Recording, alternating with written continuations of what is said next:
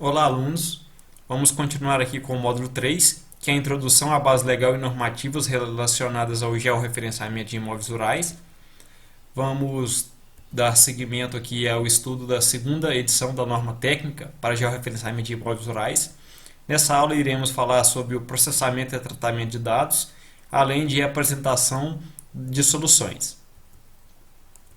Processamento e tratamento de dados.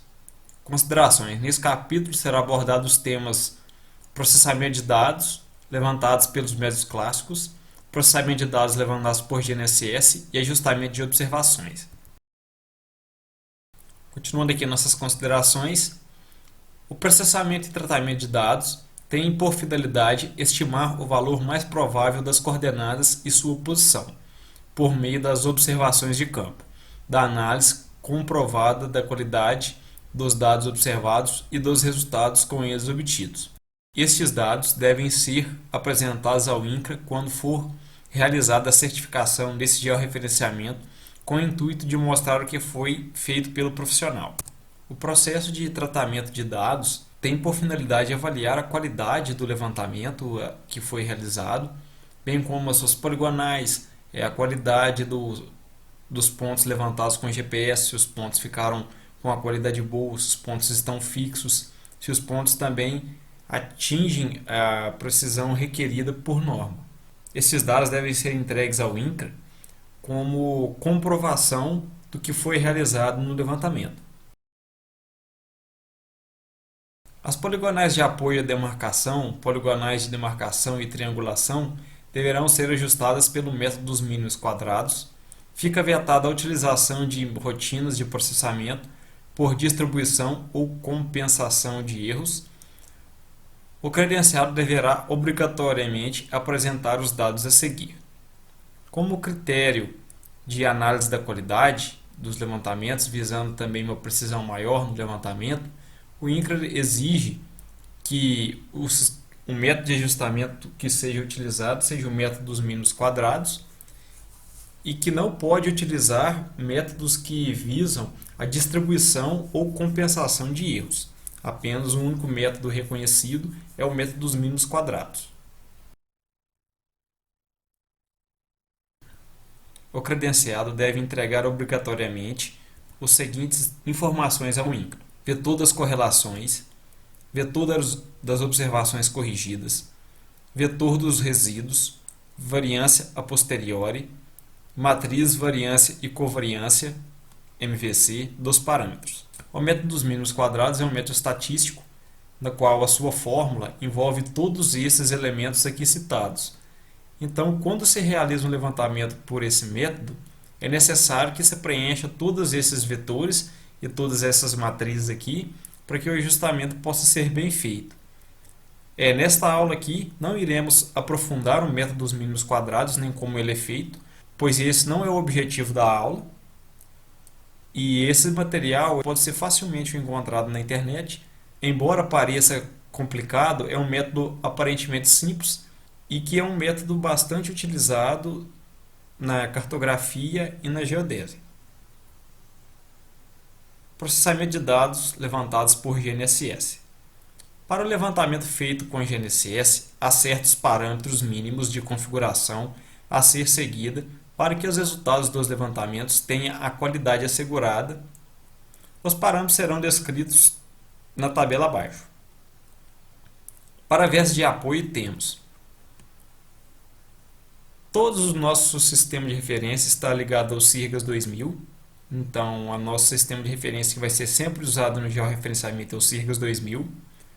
Para um controle de qualidade em um ponto classe C1, temos a precisão horizontal, ou seja, x e y, de 10 centímetros. Precisão vertical altimétrica até 30 centímetros. Controle de qualidade ou tolerância de classe C2, temos uma precisão horizontal de 20 centímetros e uma precisão vertical de 60 centímetros. E controle de qualidade ou tolerância da classe C5, lembrando que essa classe C5 é uma classe que não tem tanta precisão quanto as outras. Temos uma precisão horizontal de 2 metros e uma precisão vertical de 6 metros. Para todos os métodos, nossa máscara de elevação é igual a 10 graus, e as efemérides estão todas de acordo com a tabela 8 do item 5.4.2 da norma. Lembrando que essa tabela já foi mostrada aqui nas aulas anteriores e ela trata sobre o tipo de rastreio, a forma de rastrear cada tipo de ponto, utilizando determinados equipamentos. Tipo de solução, fixo ou flutuante, e o tipo de frequência que deve ser utilizado nesses pontos são a frequência CA, onda portadora L1 e onda L1 e L2. Processamento de dados levantados por GNSS. Para levantamentos diversos de perímetro, temos um sistema de referência SIRGAS 2000, o controle de qualidade ou tolerância horizontal de 50 cm e vertical de 1,5 m, a máscara de elevação igual a 15 graus, efemérides transmitidas, tipos de solução fixa, tipo de frequência L1, L2 ou L1. As efemérides transmitidas, como já foi falado também anteriormente, são aquelas que, como por exemplo, o RTK ou o DGPS, onde o meu receptor de rover recebe as correções instante a instante durante o tempo de trabalho. Essas efemérides podem ser transmitidas por rádio ou também usando rede de internet. Ajustamento de observações. A partir de observações redundantes, que são várias observações de um mesmo ponto, sujeitas a flutuações probabilísticas de uma estimativa de sua posição, o ajustamento de observações tem por finalidade estimar, mediante a aplicação de modelos matemáticos adequados, o método dos mínimos quadrados, um valor único para uma das coordenadas determinadas. O credenciado deve provar o ajustamento de observações obrigatoriamente para os vértices de apoio C1, C2 e C3, e facultativo para os vértices de perímetro do imóvel georreferenciado, classe C4 e C5. Caso o credenciado utilize o serviço de posicionamento por ponto preciso do IBGE, classe C1, ou serviço de processamento automatizado de arquivos Hynix do INCRA, também classe C1, o ajustamento de observações é feito automaticamente pelo sistema, e assim, a validação dos resultados será em função do desvio padrão apresentado nos relatórios estimados pelos respectivos serviços. Então, o que o método dos mínimos quadrados faz? Utilizando várias observações de um mesmo ponto, ele determina o valor mais próximo da coordenada daquele ponto. Ou seja, então ele visa eliminar os erros de movimentação do receptor. Esse é um dos erros que o método dos mínimos quadrados pode corrigir.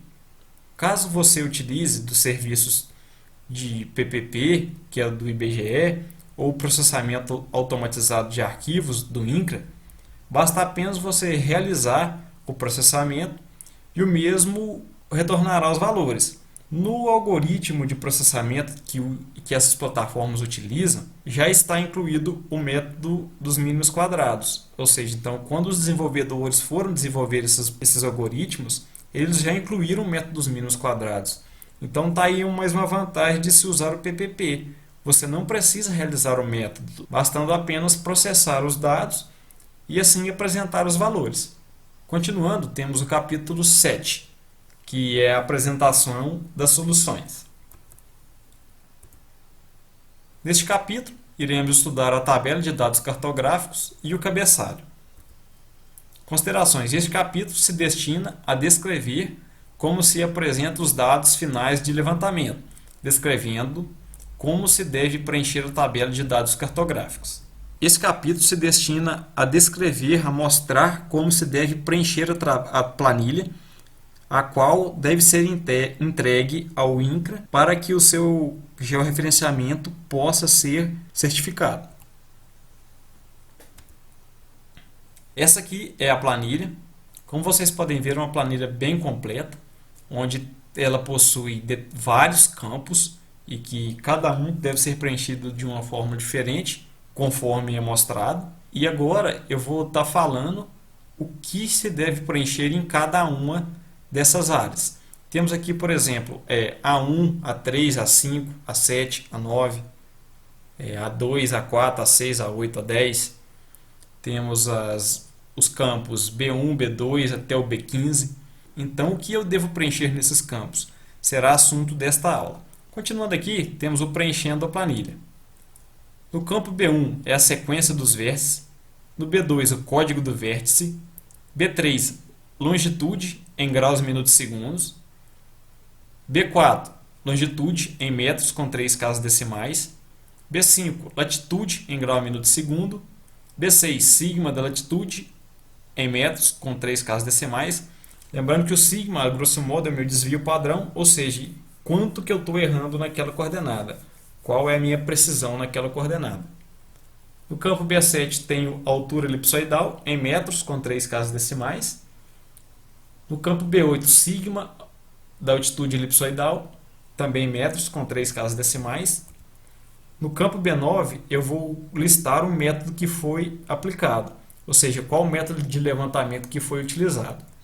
O código LT1 representa poligonal de apoio, LT2 poligonal de demarcação, LT3 levantamento por irradiação, LT4 levantamento por triangulação, LG1 posicionamento relativo estático, LG2 posicionamento relativo estático rápido, LG3 posicionamento relativo semincinemático stop and go, LG4 posicionamento RTK, LG5 posicionamento por DGPS ou WAD GPS, LG6 posicionamento diferencial por meio do código CA, LG7 posicionamento por ponto preciso, LV1 digitalização com base cartográfica em escala superior a 1 para 10.000, ou seja, caso a coordenada do meu ponto tenha sido adquirida através da digitalização de um mapa, na escala superior a 1 para 10.000 eu uso o código LV1, o código LV2 é para a digitalização em base cartográfica em escala de 1 para 10.000, e o LV3 digitalização em base cartográfica em escala inferior a 1 para 10.000.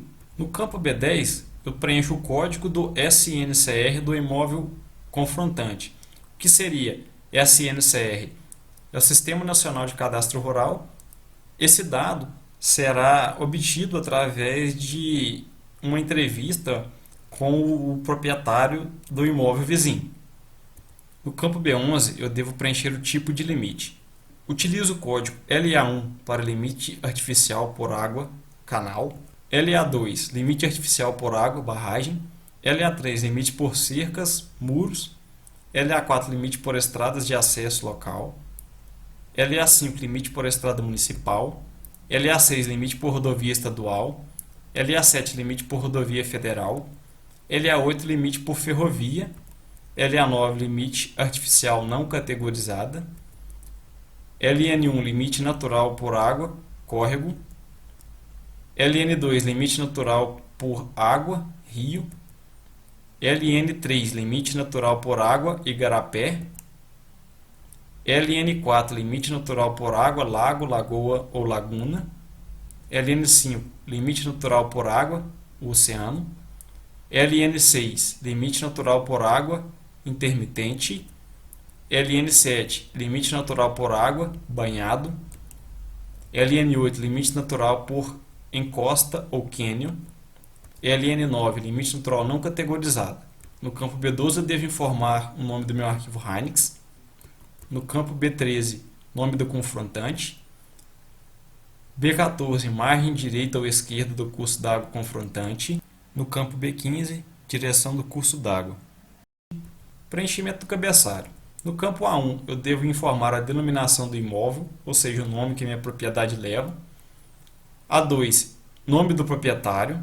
A3, número das matrículas do imóvel, objeto de certificação, ou seja, do imóvel que eu estou trabalhando.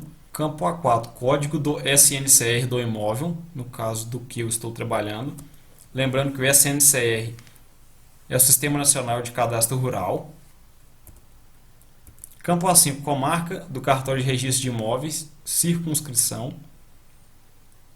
Campo A6, CPF, CNPJ do proprietário, no caso ali no município. A7, circunscrição. Campo A8, área calculada. No campo A9, município e o estado. A10, sistema geodésico de referência. Lembrando que o sistema de geodésico a critério de norma deve ser o SIRGAS 2000.